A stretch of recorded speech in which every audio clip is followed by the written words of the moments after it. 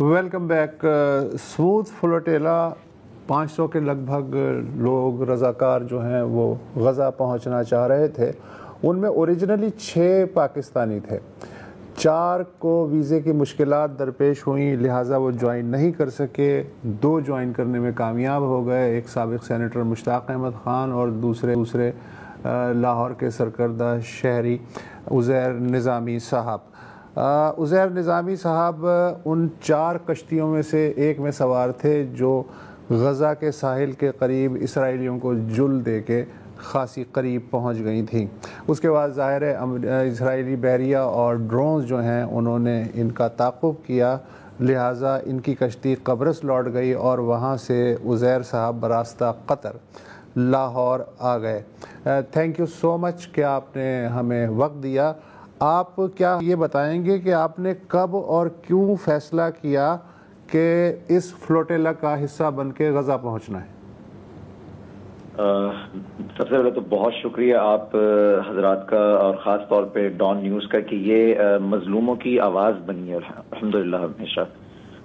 جو آپ نے سوال پوچھا ہے اس میں ایسا ہے کہ ہم 7 اکتوبر سے بھی پہلے سے قضیہ فلسطین جو ہے وہ اس کے اوپر بات کرتے آئے ہیں. ہم بہت محدود پیمانے پہ صحیح لیکن آواز اٹھاتے آئے ہیں الحمدللہ. تو اب جب 7 اکتوبر کے بعد تھوڑی اس کے اندر مزید جو ہے وہ امت کے اندر وہ جھرجھری پیدا ہوئی، لوگوں کو جھنجھوڑا گیا اور پھر اس کے بعد یہ سلسلہ چلتا رہا، کام ہوتا رہا. اور اب جو گلوبل اسموتھ فلوٹیلا کے بارے میں ہمیں 11th آور میں پتہ لگا بنیادی طور پہ کہ اس طرح کا ایک قافلہ جو ہے وہ غزہ کے لیے جا رہا ہے. تو بالکل آخری وقت میں پتہ لگا اور پھر ہم نے ڈیسائیڈ کیا کہ ہم اس کا حصہ ضرور بنیں گے، کیونکہ لوگ یہ کہتے تھے کہ کیا کرنا چاہتے ہیں آپ لوگ، کس طرح سے کرنا چاہتے ہیں، کیسے کرنا چاہتے ہیں. نہیں، میں عزیر صاحب یہ جاننا چاہ رہا ہوں کہ ظاہر ہے آپ ماشاءاللہ بھرا پورا آپ کا کنبہ ہوگا، دوست ہوں گے.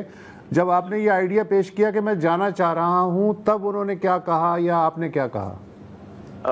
ہم نے تو بس ہمیں الحمدللہ وہ اپرچونٹی ملی، ہمیں معلوم ہوا، ہم نے آرگنائزنگ جو کمیٹی ہے گلوبل اسموتھ فلوٹیلا کی، ہم نے ان سے رابطہ کیا اور انہوں نے کہا جی ٹھیک ہے پاکستان کی نمائندگی اگر آپ کرنا چاہتے ہیں، کیونکہ اس سے پہلے جو ہے وہ پاکستان کے لیے جو کوئی بھرپور جو نمائندگی وہ کبھی نہیں ہوئی تھی اور انہوں نے بہت ہمیں اپریشیٹ کیا. پھر ہم نے اپنے جب حلقہ احباب وغیرہ کے اندر ذکر کیا تو خود میری فیملی اور جو میرے فرینڈز ہیں، سرکل ہے، جو میرے اسٹوڈنٹس ہیں کیونکہ میں پڑھاتا بھی ہوں، تو سب نے یہ کہا کہ جی جو آپ کہتے ہیں وہ کر کے بھی دکھا رہے ہیں الحمدللہ. تو خوشی تھی، ایک چہرے پر خوشی تھی، حالانکہ یہ معلوم تھا کہ اسرائیلی جارحیت کا کچھ بھی جو ہے وہ رزلٹ نکل سکتا ہے.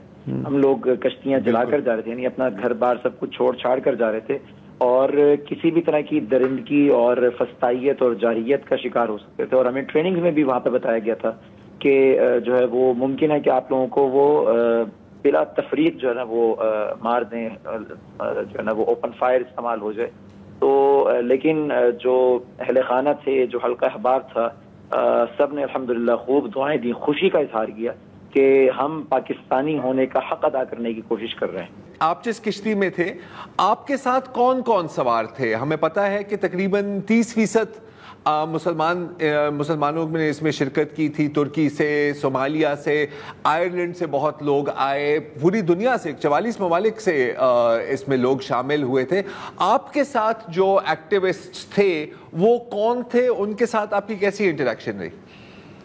ہماری جو کشتی کے اندر تھے وہ یو کے سے تھے، موروکو سے ایک ڈاکٹر صاحب تھے، ملائیشیا سے تھے، انڈونیشیا سے تھے، الجیریا سے تھے، کیونکہ ہماری کشتی ایک بڑی کشتی تھی تو ہمارے جو کشتی کے افراد تھے وہ بھی زیادہ تھے، اور ترکیہ سے تھے، اور اس کے علاوہ ایک جو ہے وہ اسپین سے تھے ہمارے ساتھ.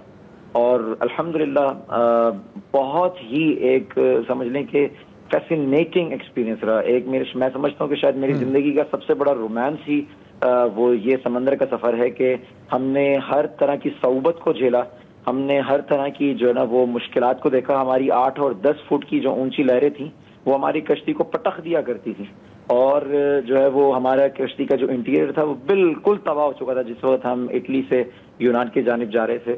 تو لیکن اس کے باوجود حوصلے پست نہیں تھے اور رات کو جو ہے وہ جو اسرائیلی جو ڈرونز تھے وہ سرویلنس کرتے تھے ان کی جانب سے، کئی دفعہ بالکل کلوز جو ہے نا وہ ان کی بہت بالکل کلوز آ جاتے تھے. تو الحمدللہ اس سے جذبات اور زیادہ بڑھ جاتے تھے، زیادہ مستحکم اور مضبوط ہو جاتے تھے. ایک وقفہ لے لیتے ہیں، ایک وقفہ لیتے ہیں، اس کے بعد آپ سے گفتگو جاری رکھیں.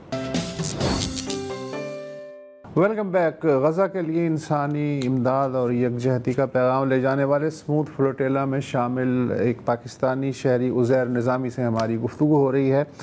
عزیر صاحب، ہماری جو اطلاعات ہیں اس کے مطابق 480 لوگ تھے، 45 یا 46 کشتیوں میں. اسرائیلیوں نے جو ہے 41 کشتیاں پکڑ لی، 4 وہ نہیں پکڑ پائے، ان میں آپ کی کشتی بھی تھی. اور یہ بھی کہا جاتا ہے کہ جو نزدیک ترین پہنچ گئے تھے غزہ کے ساحل کے نزدیک، ان میں آپ بھی تھے. پھر اور اسرائیلی نیوی اور ڈرونز بھی آپ کے تعاقب میں تھے. آپ پھر بچ نکلنے میں کامیاب ہو گئے، قبرص پہنچ گئے. یہ کیسے ہوا؟ آپ نے اسرائیلیوں کو جل کیسے دیا؟ جی الحمدللہ، ایک چیز تھوڑی سی میں بتاتا چلوں کہ جو ٹوٹل جو 44 کشتیاں تھیں، یہ بنیادی طور پہ جو کیونکہ انیشلی کشتیاں زیادہ تھیں لیکن بیچ میں ان کو کچھ ٹیکنیکل جو ہے وہ ایشوز کا، انجن کا اور ان سب چیزوں کی کچھ نہ کچھ تکنیکی خرابیوں کے سبب جو ہے وہ یہ قافلہ جو ہے وہ سمٹ کر محدود ہو کر 44 کشتیوں پر مشتمل ہوا. اور جس وقت یہ اسرائیلی درندگی کا آغاز ہوا ہے، یہ ڈیٹینشن کورس کا جو آغاز ہوا ہے، تو اس وقت ہم سب سے آگے والی کشتی میں تھے. ہم مدر بورڈ تھے جس کا کام تھا کہ پورے قافلے کو جو ہے جو سامان، کوئی فیول، کوئی خوراک وغیرہ، اس کی ترسیل، ان سب چیزوں کا خیال رکھا جائے. تو ہم سب سے آگے تھے اور جس وقت انہوں نے رستہ روکا اور اس کے بعد جو ہے وہ ڈی جس طرح بنائی جاتی ہے، گھیرے میں لے کے جانے کی کوشش ہوتی ہے، تو جب وہ شروع ہوا تو پھر ہم چونکہ بڑی بوٹ تھی ہماری جو کشتی تھی اور وہ موٹر بوٹ تھی، تو ہم نے اسی وقت واپس رخ کیا کہ ہم ان یہودیوں کے جو ہے وہ ان اسرائیلی صہیونیوں کے ہم قبضے میں نہیں جائیں گے. اور پھر انہوں نے تقریباً 45 سے 50 منٹ جو ہے وہ ہمارا پیچھے کیا، اپنا بحری جہاز جو ہے وہ لگایا انہوں نے. اور اس کے بعد جو ہے وہ ڈرون اس کے اندر آپریٹس ہو رہے تھے اور وہ بالکل ڈرون کو بالکل ہماری ونڈ سکرین کے پاس لے کر آتے تھے تاکہ ہم روک سکیں، یعنی وہ تاکہ خدا نہ خواستہ کہیں ٹکرا نہ جائے. تو ہمارا جو الحمدللہ کپتان تھا وہ ترکیہ کا بہادر آدمی ماشاءاللہ، کہ اس نے کہا میں ٹکرا دوں گا لیکن میں انشاءاللہ ان کے جو ہے نا وہ حصار میں نہیں جاؤں گا. تو تقریباً یہ 1 گھنٹے کا جو ہے وہ معاملہ رہا. اس میں ایک چیز جو وہ امپورٹنٹ ہے وہ یہ ہے کہ یہ 12 بحری جہاز تھے، بڑے بحری جہاز تھے، جو مطلب جو جنگی بحری جہاز ہوتے ہیں یہودیوں کے، اسرائیل کے، اور اس میں سے ایک انڈین فلیگ تھا. ایک بحری جہاز جو ہے وہ انڈین فلیگ تھا. تو ہم نے دیکھا کہ مئی میں پاکستان کے اوپر جو ایک جنگ مسلط کرنے کی کوشش کی گئی، جس کا الحمدللہ ہم نے منہ توڑ جواب دیا، اس کے اندر اسرائیلی جو ڈرونز تھے وہ انڈین فورسز کی مدد کر رہے تھے. بالکل اسی طرح سے یہ ایک پرامن کوشش کو سبوتاج کرنے کے لیے، انسانیت کے لیے جو ایک کوشش کی جا رہی تھی. قبرص کیسے پہنچنے میں کامیاب ہو گئے؟ پھر تقریباً ہمارا 1 گھنٹہ چونکہ پیچھا کیا گیا، لیکن وہ چونکہ بڑے بحری جہاز سے مینوورنگ ذرا مشکل ہوتی ہے، تو ہم جو ہے وہ ذرا آسانی سے نکلنے میں الحمدللہ کامیاب ہو گئے. پھر ہمارا تقریباً یہ 24 گھنٹے کا سفر رہا جو ہم قبرص پہنچے پھر ہم انٹرنیشنل واٹرز کے ذریعے. اور پھر وہاں پہ ہم نے بھرپور کوشش کی کہ ہم جو ہے سب سے پہلے جو ڈیٹینشن ہو چکی ہے، جن لوگوں کو اغوا کیا جا چکا ہے، ان کے لیے ہم آن گراؤنڈ جو ہے وہ کاموں کا آغاز کر سکیں ان کی بازیابی کے لیے. تو گویا 44 میں سے 4 کشتیاں بچ نکلی. 44 میں سے ابتدائی طور پہ 4 بچ نکلی، لیکن اگلے دن تک باقی 3 کو بھی حراست میں انہوں نے یعنی اغوا کر لیا تھا، ان کو قابو کر لیا تھا. صرف ایک ہماری کشتی تھی الحمدللہ جو مکمل طور پہ محفوظ رہی. ٹھیک ہے، ٹھیک ہے. یار یہ آپ نے بڑی انٹرسٹنگ بات بتائی ہے عزیر صاحب کہ ایک وہ جو کشتی تھی اس پہ انڈین فلیگ تھا، اور بالکل بھارت اور اسرائیل کا جو گٹھ جوڑ ہے وہ تو ہم اس سے تو ہم اچھی طرح سے واقف ہیں. میں آپ سے بس ایک آخری سوال پوچھنا چاہ رہا ہوں کہ گو کہ سمود امدادی بیڑا اپنا وہ جو امدادی سامان ہے وہ غزہ کے شہریوں تک نہیں پہنچا سکا، کیا آپ کا خیال ہے کہ پھر بھی ان کا جو مقصد تھا اس پوری جد و جہد کا، اس مقصد پر اب پورے بیٹھے آئے ہیں؟ جی الحمدللہ کہ ہم نے اپنے تمام تر مقاصد کو تقریباً ہم نے اچیو کیا. دیکھیں جو امدادی سامان تھا وہ ایک علامتی سامان تھا بہت, کیونکہ کشتیاں چھوٹی چھوٹی تھی تو اس میں اتنا سامان تو نہیں آ سکتا کہ وہ پورے غزہ کی جو ہے نا وہ حفاظت کر سکے, ان کی ضروریات کو پورا کر. اصل میں اس کا جو بنیادی طور پہ مقصد تھا وہ یہ تھا کہ اقوام عالم میں اس گلوبل سموتھ فلوٹیلا, کیونکہ اس میں 44 ممالک کی نیشنلٹیز تھیں, اس میں جو ہے وہ یورپ کی بڑی نمائندگی تھی, اس میں امریکہ کی نمائندگی تھی, یو ایس سے لوگ تھے, تو ظاہر ہے کہ وہ ڈپلومیٹک جو ہے وہ ایشوز کریٹ ہو سکتے تھے کہ اگر جو ہے وہ ان کو کوئی جو ہے وہ ان کے اوپر اوپن فائر ہوتا. تو الحمدللہ اس کا ہم نے رزلٹ یہ دیکھا اس گلوبل سموتھ فلوٹیلا کا کہ فوری طور پہ ابھی ہم رستے میں ہی تھے, لیکن اس قدر پوری دنیا کے اندر آواز اٹھائی جانے لگی غزہ کے لیے, فلسطین کے لیے, کہ پیلسٹینین اسٹیٹ کو ریکگنیشن ملنی شروع ہو گئی.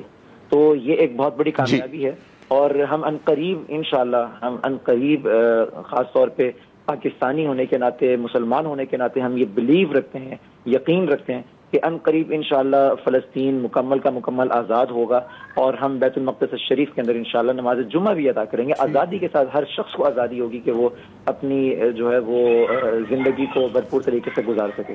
عزیر صاحب بہت شکریہ, آپ نے جو فرسٹ ہینڈ انفارمیشن دی ہیں کچھ تو ہمارے لیے بالکل ہی نئی ہیں. بہرحال بالکل دعائی کی جا سکتی ہے. فی الحال ایک وقفہ لے لیں.